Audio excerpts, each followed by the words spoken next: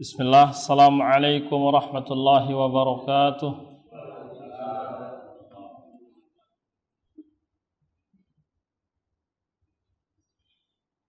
Innal hamdalillah nahmaduhu wa nasta'inuhu wa nastaghfiruh wa natubu ilaihi wa na'udzu billahi min shururi anfusina wa min sayyiati a'malina. Man yahdihillahu fala mudilla lahu wa man yudlil fala hadiya lahu. Ashhadu an la ilaha illallah wahdahu la syarika lah wa ashhadu anna Muhammadan abduhu wa rasuluh. Allahumma salli wa sallim wa barik wa an'im ala abdika wa rasulika Muhammadin wa ala alihi at-tayyibin at-tahirin wa ala sahabatihi al-ghurril mayamin wa ala sairi atba'ihi ila yaumiddin yauma la yanfa'u malun wala banun illa man atallaha biqalbin salim. Amma ba'd. Ikhwani fid din, a'azzani Allah wa iyyakum. Nashkuruhu tabaraka wa ta'ala ala ni'amihil katsirah wa alaihil jasimah. Kita bersyukur kepada Allah Subhanahu wa ta'ala atas limpahan nikmat yang begitu banyak yang diberikan kepada kita semua. Salawat beriring salam untuk Nabi kita Nabi Muhammad sallallahu alaihi wasallam, untuk keluarganya, sahabatnya, kemudian untuk orang-orang yang istiqomah di atas Islam ila yaumil qiyamah, sampai kiamat tiba. Rahimani wa rahimakumullah. Biidnillahi ta'ala, di malam yang insyaallah diberkahi ini, kita akan membacakan judul dalam kitab As-Sirah An-Nabawiyah, yaitu Ghazwatu Bani Quraidah, peperangan menghadapi Banu Quraidah. Siapa mereka Banu Quraidah? Dengan qaf, ra, ya, dha dan ta marbutah. Quraidah. Banu Quraidah merupakan salah satu dari 3 kelompok Yahudi terbesar di zaman Nabi kita sallallahu alaihi wasallam. Banu Quraidah. Kemudian 2 yang lainnya siapa? Banu siapa lagi? Ada 3, Banu Quraidah, kemudian Banu Nadhir, kemudian Banu Qainuqa. Nah, ini dia. Kalau di zaman itu orang menyebut Yahudi identik dengan 3 kabilah atau kelompok besarnya ini. Kalau sekarang ya, orang lebih senang menyebut Yahudi itu dengan sebutan Zionisme.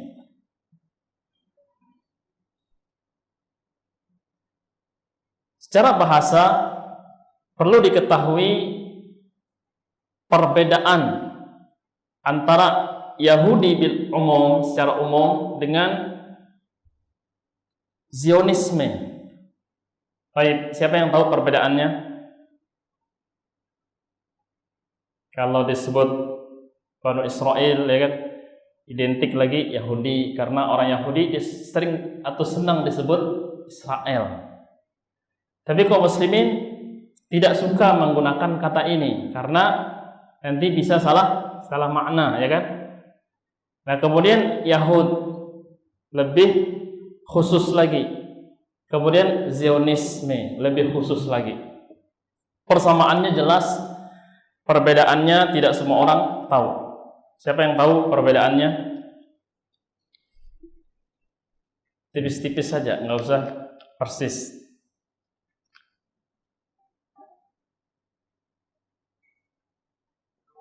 Baik. Man?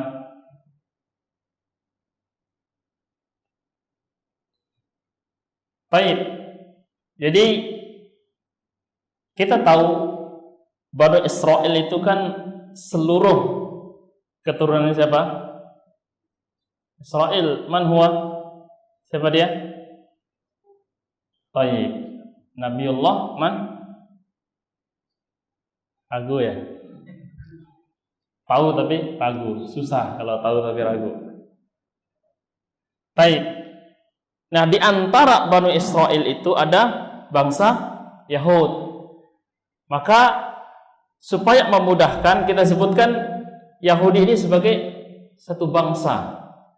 Karena mereka juga menginginkan sebutan itu. Tidak mau disamakan dengan bangsa Arab. Buktinya mana? Ketika Nabi yang terakhir yang mereka harapkan kemunculannya, mereka sudah tunggu sekian lama, bahkan tidak jarang disebutkan di antara orang-orang Yahudi mereka berusaha supaya Nabi terakhir itu muncul dari anak-anak mereka. Tapi faktanya Allah mentakdirkan Nabi terakhir itu dari bangsa Arab. Pada akhirnya orang-orang Yahudi tidak mau mengikutinya karena bukan dari golongan mereka. Padahal secara silsilah nanti kan kita akan naik kepada Nabiullah Ibrahim alaihissalam. Setelah Nabiullah Ibrahim alaihissalam ada Nabi Ismail anaknya alaihissalam. Berikutnya ada Nabi Ishak. Maka seluruh nabi setelah Nabi Ibrahim, setelah Nabi Ismail dan Ishak itu semuanya dari keturunan Nabi Ishak kecuali satu yang dari keturunan Nabi Ismail, yaitu Nabi kita Nabi Muhammad sallallahu alaihi wasallam. Nah, kalau ditarik secara singkat sebenarnya satu, sama. Secara agama juga tidak ada perbedaan karena agama kita sama-sama agama langit. Nanti ketika kita mempelajari seluk-beluk agama, kita akan diajarkan agama itu dibagi dua, agama langit, agama bumi. Apa itu agama langit? Agama langit adalah seluruh agama yang nabinya diutus oleh Allah Subhanahu wa taala. Kemudian dia punya kitab yang diturunkan oleh Allah Subhanahu wa taala. Akidah, iman, tauhidnya sama. Pada beberapa syariat bisa terjadi perbedaan.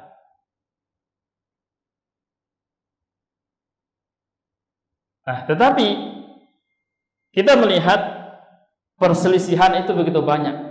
Jangankan Yahudi dengan Islam, Yahudi dengan Nasrani saja tidak mau disamakan. Padahal dinding pemisahnya itu hanya satu kata. Perjanjian lama, perjanjian baru.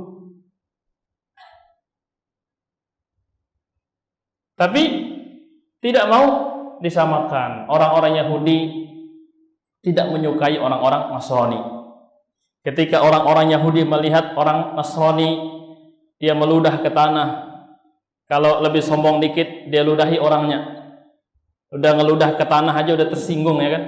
Apalagi orangnya kena. Ini kan luar biasa. Baik, adapun Zionisme, sebutan Arabnya itu so, ha, ya, nun, waw. Sohyuni. Ini apa? Zionisme adalah bahasa sederhananya semacam visi misi, program besar yang ingin dicapai oleh orang-orang Yahudi. Lihat visi misinya. Ini merupakan bisa masuk ideologi, kemudian watoni, kenegaraan, siasah politik. Intinya orang-orang Yahudi pada dasarnya pernah melakukan pertemuan sebagai menyebutkan secara rahasia, dan butir-butir yang dihasilkan dari pertemuan besar itulah dia program Zionisme yang ingin mereka capai pada waktu yang telah mereka tentukan, yang telah mereka garis bawahi. Program besar. Ya, salah satunya apa? Untuk menyebarkan pemahaman mereka, untuk menyebarkan agama mereka. Itu Zionisme. Dulu sekitar tahun 2012-an, 2013 sempat mendapatkan tugas untuk membuat makalah dengan judul Zionisme. Kemudian kita cari referensi pada perpustakaan Islam. Ya, kalau kita di sini tentu belum ada, maka kita bisa membuka di laptop kita itu Maktabah Syamilah, aplikasi Maktabah Syamilah, di mana kita cari referensi yang menerangkan tentang Zionisme. Kita cari di kitab-kitab tentang Al-Adyan, Dirasatul Adyan, perbandingan agama. Nah, di situ kita ambil tema tentang Yahudi. Maka nanti salah satu babnya itu tentang Zionisme disebutkan. Maka sebagian referensi menyebutkan dulunya visi misi ini disembunyikan, hanya boleh diketahui di kalangan mereka sendiri. Akan tetapi yang namanya menyimpan rahasia itu tidak mudah, walaupun itu rahasia bangsa.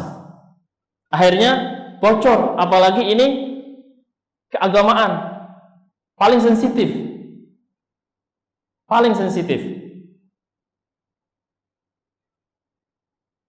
Yang namanya rahasia keagamaan bisa saja hari ini aman, besok sudah bocor.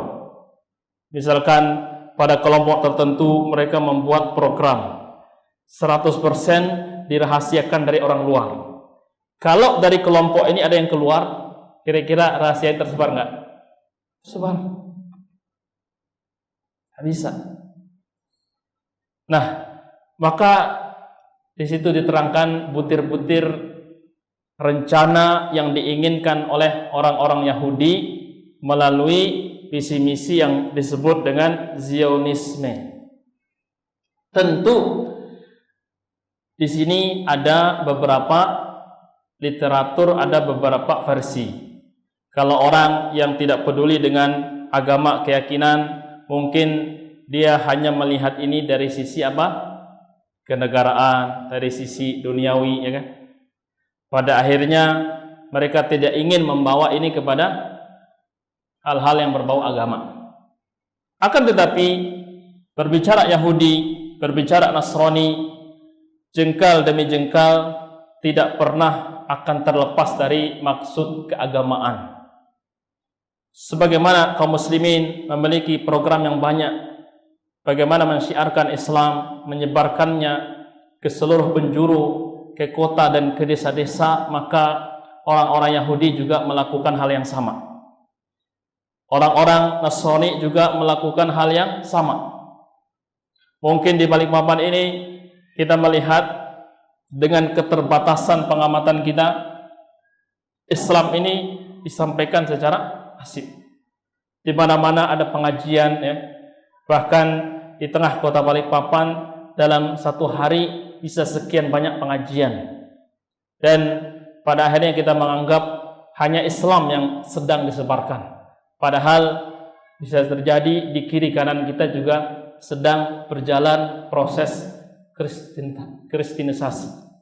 Itu di Balikpapan juga sedang gencar-gencarnya. Baik. Nah, ini dia sekilas tentang Bani Israel, kemudian Yahudi, kemudian Zionisme. Paling tidak kita memiliki, ya, gambaran tentang perbedaan dari tiga kata ini, sehingga kita tidak bingung apabila tiga kata ini disebutkan atau salah satu dari ketiganya. Ghazwatu Bani Quraidah, peperangan Banu Quraidah. Tadi kita sebutkan Banu Quraidah ini salah satu di antara tiga kelompok terbesar Yahudi di zaman Nabi kita sallallahu alaihi wasallam. Yang kedua disebut Banu Nadir, yang ketiga itu Banu Qainuqa. Wa fil yaumil ladzi raja'a fihi Rasulullah sallallahu alaihi wasallam ila al-Madinah, di hari ketika Nabi kita sallallahu alaihi wasallam tiba di kota Madinah dari agenda besar sebelumnya, apa itu? Perang Parit, ya. Ghazwatul Khandaq, perang Ahzab, perang melawan sekutu orang-orang kafir dan orang-orang musyrik. Nabi kita sallallahu alaihi wasallam kembali ke kota Madinah. Apa yang terjadi? Ja'ahu Jibrilu alaihi salam inda dhuhri. Kita kalau dari luar kota butuh waktu untuk istirahat sebelum mengambil program pekerjaan berikutnya. Nah, ini bayangkan pulang dari atau selesai dari peperangan, butuh istirahat enggak? Langsung malaikat Jibril datang. Malaikat Jibril tentunya dia datang menyampaikan wahyu. Dia membawa kabar gembira juga peringatan. Wa huwa yaktasilu fi baiti Ummi Salamah. Pada saat itu Nabi kita sallallahu alaihi wasallam siang hari sedang mandi di rumah Ummu Salamah. Faqal, maka Jibril mengatakan, awaqat wada'ta silah, wahai Nabi Allah, Nabi Muhammad, apakah engkau telah meletakkan senjata? Sudah selesai? Apa kata Nabi kita? Apa kata malaikat Jibril berikutnya? Fa innal malaikata lam tadha aslihatahum. Ketahuilah wahai Muhammad, sesungguhnya para malaikat belum ada satupun yang meletakkan senjata yang mereka pegang sebelumnya. Belum selesai berarti, ya kan? Kenapa? Wa ma raja'tal an illa min talabil qaum fanhad bimam ma'ak ila Bani Quraidah. Maka segeralah saat ini juga engkau bangkit menuju Banu Quraidah. Dia baru pulang perang, istirahat, belum mungkin istirahat, mandi, setelah itu mungkin istirahat, langsung ada panggilan.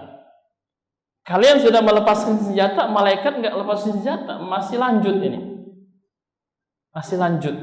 Silakan bangkit, perintahkan semua orang untuk berangkat sesegera mungkin menuju Banu Quraidah.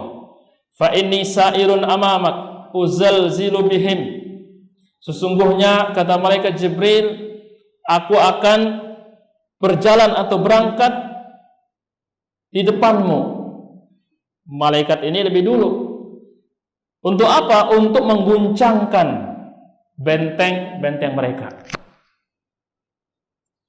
Wa uqdhifu fi qulubihim ar-ru'b. Dan tujuan keberangkatan para malaikat untuk melemparkan rasa takut di hati orang-orang Yahudi. Fasara Jibril fi maukabihi minal malaikah. Maka malaikat Jibril berangkat dengan malaikat-malaikat yang lain. Kemudian fa'amara Rasulullah SAW mu'adzinan fa'adzana finnas. Nabi kita sallallahu alaihi wasallam memerintahkan salah seorang dari sahabatnya untuk mengumumkan. Jadi azan itu artinya pengumuman. Adzana yu'adzinu, mengumumkan. Kalau al-adzan secara istilah pengumuman masuknya waktu salat. Diumumkan.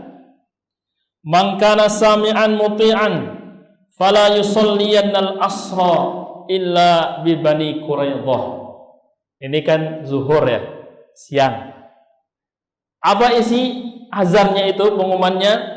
Barang siapa yang mendengarkan berita ini dan dia ingin mentaatinya, maka janganlah dia sholat asar kecuali di tempatnya Banu Quraidah.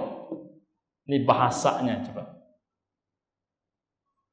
Berarti kita pasti sholat asar, menunjukkan ini harus segera dilakukan. Sholat asarnya harus di sana. Boleh telat, ya kan?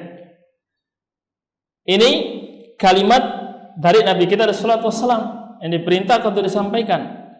Kemudian wasta'mala 'alal Madinah ibna Ummi Maktum. Nabi kita sallallahu alaihi wasallam mewakilkan yang handle urusan kota Madinah ini Abdullah bin Ummi Maktum. Wa a'tar rayata ala Ali bin Abi Thalib. Nabi kita sallallahu alaihi wasallam kemudian segera menyerahkan bendera kepada siapa? Ali bin Abi Thalib. Di sepanjang ya, udah belasan yang kita sebutkan peperangan kecil dan besar, Nabi kita sallallahu alaihi wasallam selalu membawa bendera. Apa warna benderanya?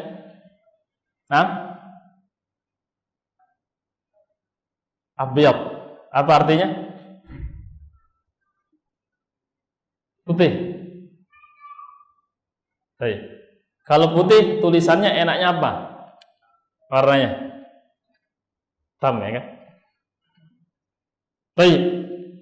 Jadi Ali bin Abi Thalib diserahkan penghormatan tentunya. Wa qaddamahu ila Bani Quraidah. Maka Ali bin Abi Thalib diberangkatkan oleh Nabi kita sallallahu alaihi wasallam menuju Bani Quraidah. Maka pada saat itu juga Ali bin Abi Thalib berangkat.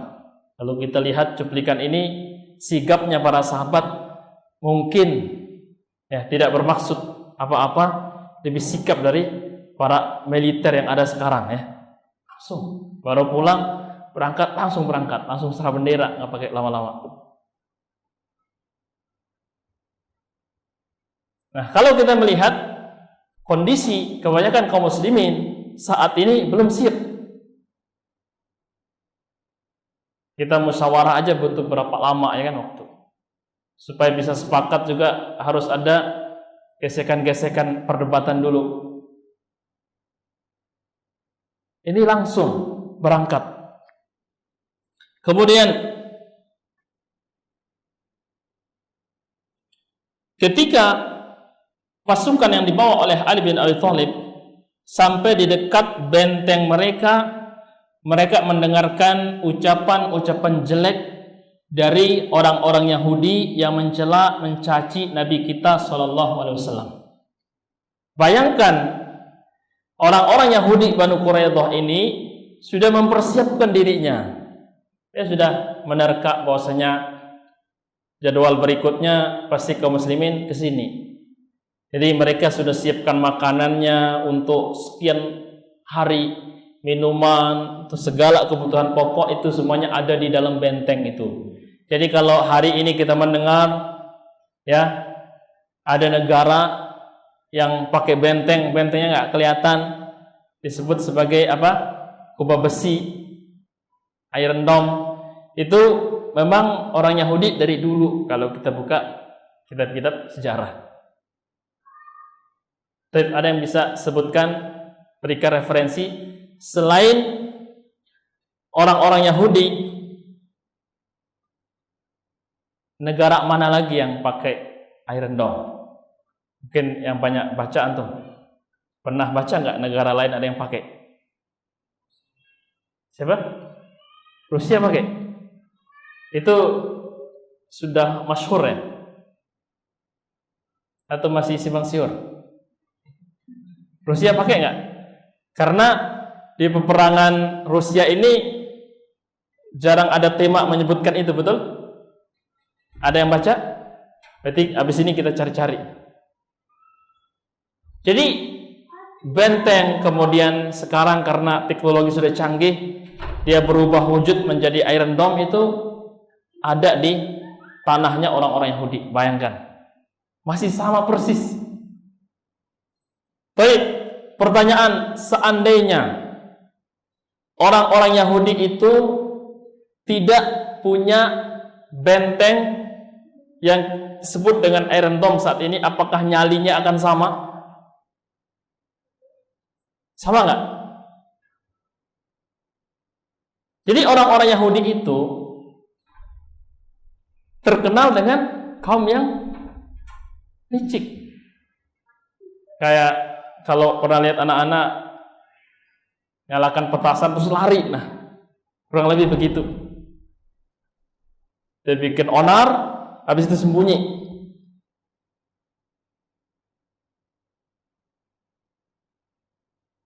Maka di sepanjang orang-orang Yahudi langsung berhadapan dengan kaum muslimin, mereka tidak pernah dicatat sebagai pemenang.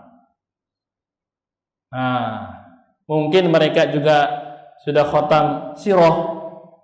Nah, jadi tahu bahwasanya kakek nenek moyang itu selalu bersembunyi di balik benteng. Dan kita kalau mau lempar negaranya orang, bentengnya sudah harus lebih siap. Itu bisa bayangkan seberapa besar persiapan orang-orang Yahudi dalam menyiapkan benteng itu. Terlepas nanti bahasan siapa yang membantu mereka. Sebanyak apapun senjata yang dilemparkan ke situ, berarti lebih banyak lagi amunisi yang dimiliki oleh Iron Dome itu. Coba bayangkan kalau ada bocoran kalkulasinya. Hari ini sisa amunisi Iron Dome itu 100. Berarti dikirimlah 200. Yang lolos berapa? 100. Tapi sampai saat ini setiap ada yang dilesatkan, mereka sudah siapkan. Dan mereka selalu masih punya sisa, nggak kehabisan. Karena roh nyali mereka ada di situ. Nah, kalau ketahanan bentengnya sudah selesai, ya selesai. Sampai di situ karena mereka sudah merasa aman, bebas mau mencaci Nabi SAW, ya, mau mencela separah apapun, mereka yakin kita aman. Ini di dalam benteng. Ketika masih ada akad perdamaian dengan kaum muslimin, lisan harus dijaga. Kalaupun ada kebencian terhadap kaum muslimin, kalau ngegibah, ya, kemudian kalau menyebutkan kejelekan itu harus secara rahasia. Tapi ini udah diteriakkan ejekan untuk Nabi kita SAW. Pada akhirnya pasukan ini mendengarkan. Kemudian wa kharaja Rasulullah SAW, Nabi kita SAW juga ikut berangkat menuju Banu Quraidah bersama Muhajirin dan Ansor. Berangkat Nabi kita SAW. Hatta nazala ala bi'rin min abari Quraidah. Sampailah mereka di salah satu bi'ir. Apa itu bi'ir? Sumur, mata air. Sampai di salah satu mata air Banu Quraidah yang disebut dengan Sumur Anna. Wa badaral muslimun ilam tithali amrihi. Kaum muslimin seluruhnya bersegera menjalankan apa yang diperintahkan oleh Nabi kita sallallahu alaihi wasallam. Wa nahadu min fawrihim. Ketika perintah itu sampai, mereka langsung bangkit. Tidak ada yang berkeluh kesah. Saya masih encok, pinggang masih pegal dengan 1001 alasan, tapi langsung bangkit. Hatta anna rijalan minhum salul asra ba'dal isya al-akhirah. Sebagian kelompok yang berangkat ini, dia sholat asarnya di Banu Quraidah setelah sholat isya. Para ulama banyak menjadikan cuplikan kisah ini sebagai bahasan bahwasanya memang di kalangan ulama Islam terjadi khilaf. Jangankan setelah para sahabat, di zaman sahabat pun bisa terjadi khilaf. Tapi kemudian nanti khilaf itu akan didudukkan perkaranya. Ada disebut dengan khilaf tadob. Ya. Dob, dal, dan tadad. Diddun. A berbeda dengan B karena tadad pasti salah satu yang benar. Ini namanya dalam bahasan fikih khilaf tadad. Harus satu benar, satunya salah. Kemudian ada yang dikenal dengan khilaf tanawwu'. Ta, nun, waw, ain. Dari kata nau'un, keragaman. Jadi khilaf ada selisih tapi boleh ini, boleh itu. Itu namanya khilaf tanawwu'. Misalkan ada dua orang sedang sholat. Yang satunya istiftahnya A, yang keduanya B. Berbeda enggak? Beda, tapi ini tanawwu', ini boleh, ini boleh. Itu namanya khilaf tanawwu'. Jadi semuanya itu boleh. Nah, ini bagi orang jahil dia kaget. Kok beda? Ustaz fulan bilang A, Ustaz fulannya lagi bilang B. Ketika dibaca masing-masing ada dalilnya. Ini tanawwu'. Perselisihan untuk adanya keragaman yang sama-sama dibolehkan. Nah, di sini sebagian kaum muslimin karena perintahnya jangan sholat asar kecuali di sana, maka mereka nggak akan sholat asar kecuali setelah sampai di sana.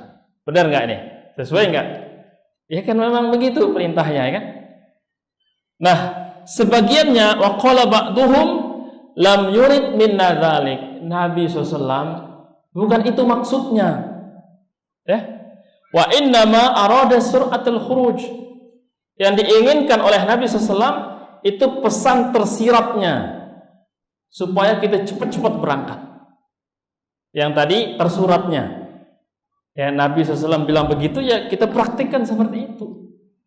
Yang lain mengatakan ya sholat tetap pada waktunya. Yang dimaksud oleh Nabi SAW kalau bisa sholat asar di sana.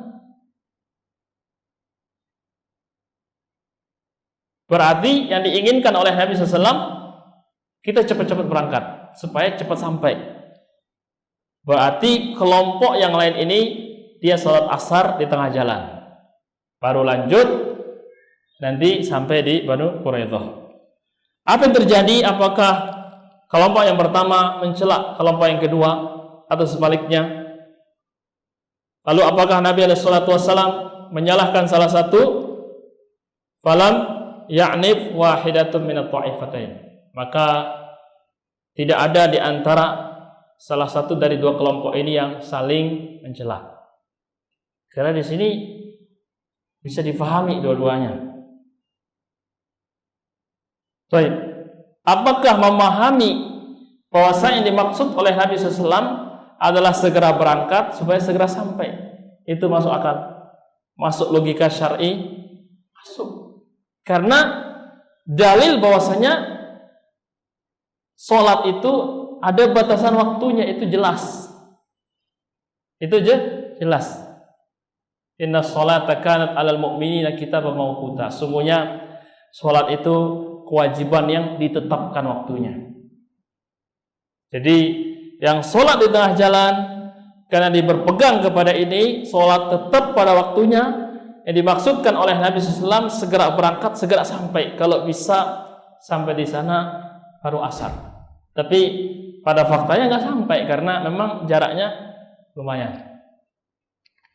Kemudian yang berpegang kepada ucapan Nabi kita SAW secara tekstual itu juga dalam kondisi ini tidak bisa disalahkan.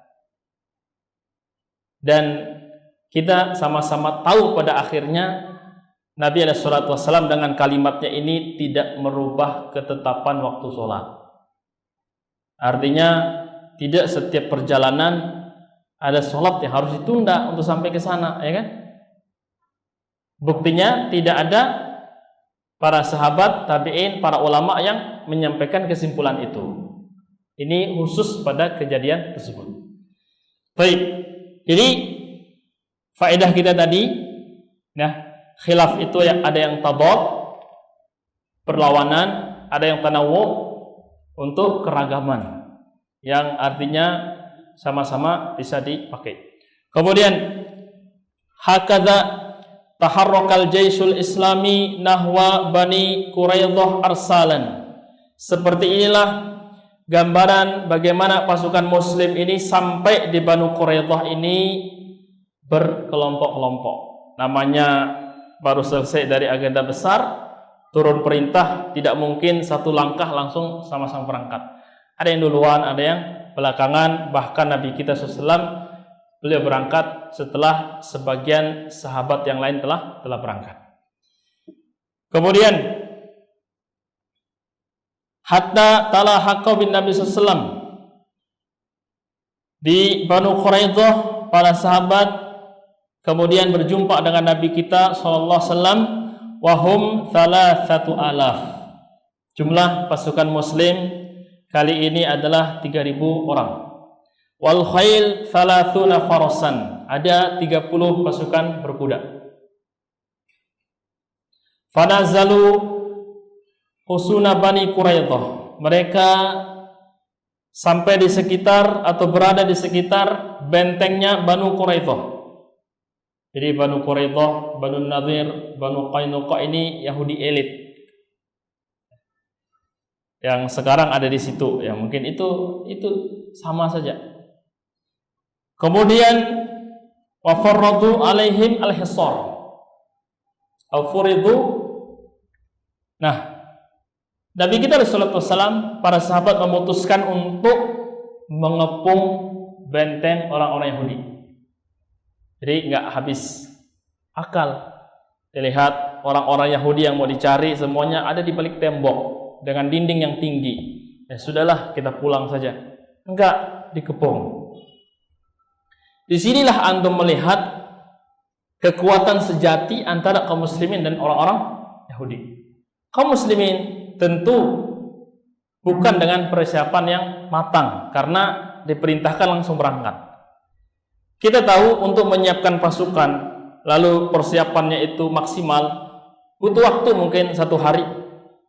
Itu cepat sekali. 3 hari mungkin. Tapi ini waktu persiapannya tidak ada. Berangkat asar di sana. Perintahnya zuhur.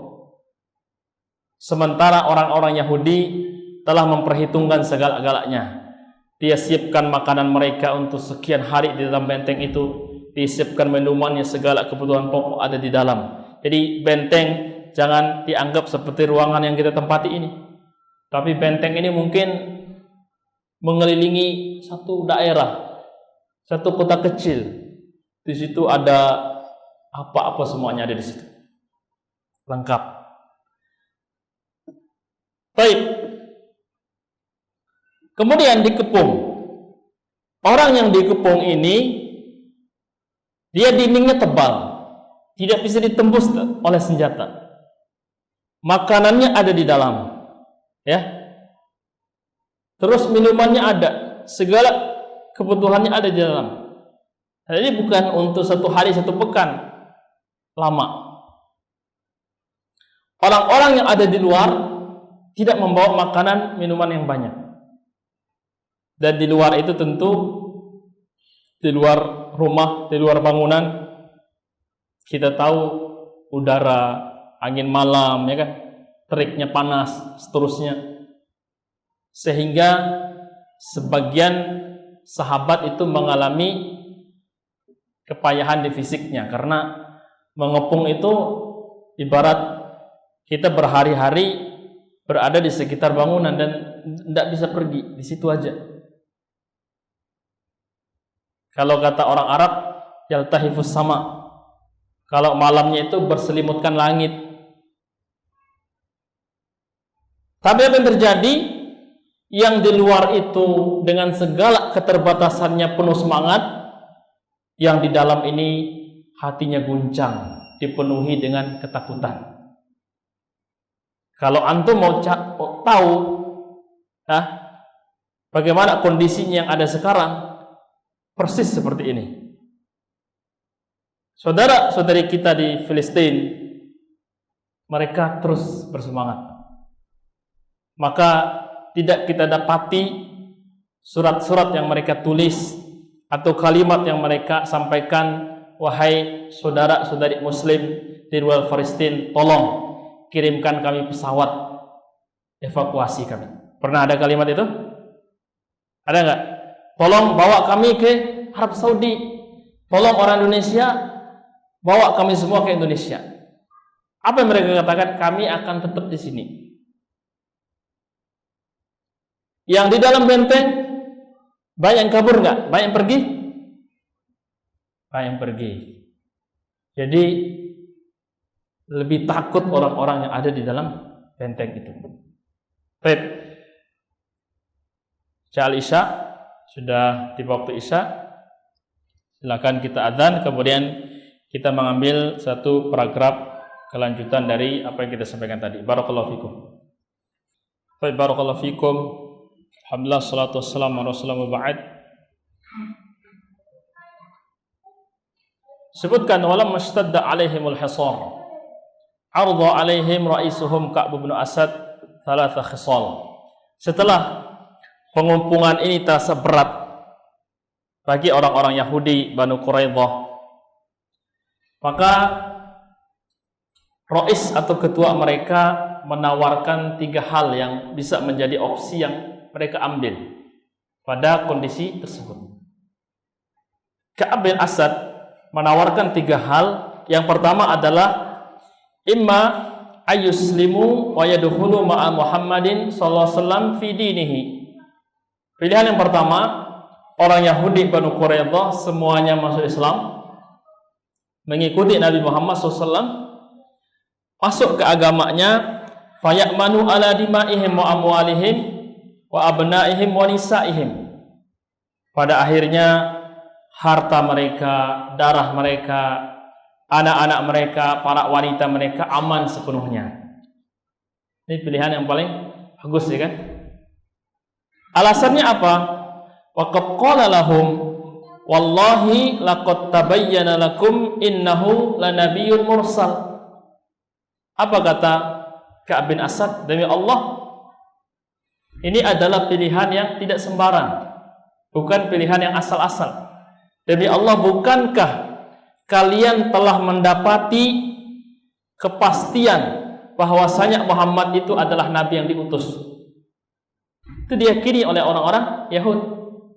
Nah, seandainya kalian ikut Nabi Muhammad SAW, masuk ke Islam, semuanya aman, kurang apa lagi? Masalah keyakinan, kalian telah meyakini dialah Nabi yang diutus di akhir zaman. Kenapa? Wa annahu alladhi tajidunahu fi kitabikum. Dialah orang yang kalian dapati namanya termaktub dalam kitab kalian sebagai nabi yang terakhir. Jadi mereka sudah tahu. Berarti ini pilihan yang 100% baik. Kalau dipilih aman semuanya, ya kan? Dunianya aman, akhiratnya aman. Dan hanya satu yang paling sulit bagi orang-orang Yahudi, mereka memilih untuk melawan sandiwara, kebohongan, kepalsuan mereka, hanya demi membela kalimat yang selalu mereka perjuangkan. Apa? Orang Yahudi lah bangsa yang terbaik. Tidak mungkin orang Yahudi dipimpin oleh bangsa lain. Ini kan cuma ini yang mereka perjuangkan. Bayangkan, masalah keyakinan itu sudah tidak diragukan, mereka yakin bahwasanya Nabi kita SAW adalah Nabi yang diberitakan di dalam kitab mereka. Nah, makanya sebagian para ulama menulis judul yang sangat menarik. Apa itu? Penghalang-penghalang seseorang sampai kepada kebenaran. Ternyata bisa jadi orang itu alim, dia tahu ilmunya, dia mengerti detail hukumnya, tapi dia tidak mengambil pendapat itu karena di sini ada penghalang. Persis seperti apa yang dialami oleh orang-orang Yahudi. Maka disebutkan seluruh penyimpangan yang terjadi dan seluruh penghalang yang menyampaikan orang kepada kebenaran itu semuanya ada pada orang-orang Yahudi. Mungkin kita menganggap orang itu salah karena ilmu nggak sampai. Itu ideal sekali. Tetapi masih ada puluhan sebab kenapa orang tetap berada di atas kesesatan padahal kebenaran itu telah jelas. Salah satunya tadi ada kesombongan. Ada kesombongan. Apa definisi kesombongan? Batarul haq aghamtun nas. Yahudi banget kan? Menolak kebenaran secara terang-terangan, meremehkan yang lain. Kalau kebenaran datang dari anak SMP yang mau nerima anak SMA, kayaknya enggak usahlah. Seolah-olah begitu perasaan yang ada di dalam hati mereka. Kemudian faktor yang menjadikan seseorang menolak kebenaran yang lainnya adalah karena faktor kepentingan. Karena apa? Faktor kepentingan. Kalau diambil kebenaran ini, ternyata di sini nggak ada duitnya. Tapi dia membela kebohongan di sini dia bisa memanen keuntungan. Akhirnya dia istikharah, dan ini tidak membutuhkan istikharah, ya kan? Karena sudah jelas. Akhirnya nafsunya condong kepada kesalahan, tapi di situ ada keuntungan. Itu terjadi berulang-ulang. Faktor yang lain adalah karena merasa nyaman dan senang dengan ketenaran. Kalau di sini ditokohkan, kalau pindah ke situ ngulang dari nol, ya di sini aja lah. Tapi yang kedua, kita ambil sedikit. Pilihan yang kedua adalah orang-orang Yahudi memilih untuk membunuh anak-anak mereka, membunuh para wanita mereka, kemudian setelah itu mereka keluar dari benteng itu untuk memerangi Nabi kita SAW dan para sahabat. Akhirnya apa yang terjadi? Mereka berperang sampai menang, atau mereka berperang sampai terbunuh dan tidak ada satupun Yahudi Bani Quraidah yang tersisa. Mungkin yang menjadi kendala dan rasa berat di hati mereka, kalau mereka berperang keluar dari benteng itu, semua pasukannya kalah, para anak-anak dan wanitanya tersisa. Pada akhirnya ditawan. Bisa saja muncul pikiran, ya dibunuh aja daripada ditawar, ya kan? Ada begitu. Dibunuh, terus biar kalau menang atau kalau mati, udah mati semua. Baik, yang terakhir, atau mereka memilih untuk memerangi Nabi kita sallallahu alaihi wasallam dan para sahabat dengan pedang-pedang mereka yang terhunus, dan mereka melanggar larangan berperang di hari Sabtu.